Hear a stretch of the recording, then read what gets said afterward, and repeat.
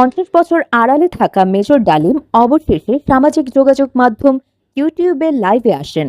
কথা বলেছেন মুক্তিযুদ্ধ সহ অনেক কিছু নিয়ে।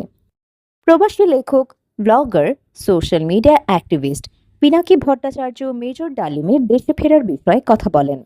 তিনি বলেন, আমাকে সুইডেনের বড় ভাই, যিনি মেজর ডালিমের শিষ্য, তিনি বলেন, মেজর ডালিমকে তো দেশে আনা দরকার।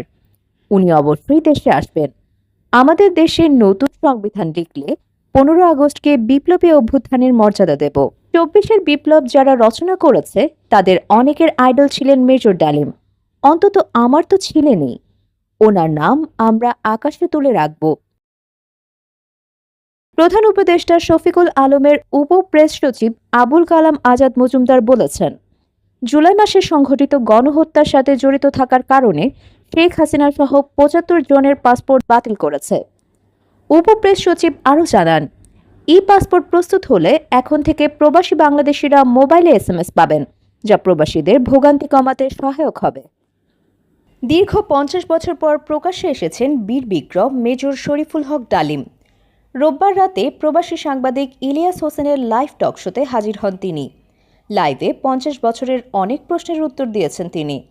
এত বছর পর প্রকাশ্যে আসায় মেজর ডালিমকে নিয়ে চলছে আলোচনার ঝড়। প্রবাসী সাংবাদিক খালেদ মহিউদ্দিনের সাথে একটি অনলাইন সাক্ষাৎকারে অংশ নিয়ে নিঝুম মজুমদার মেজর ডালিমের লেখা একটি বই উঁচিয়ে ধরে বলেন, লাইভের সাথে এই বইয়ের বক্তব্য কি মিলে?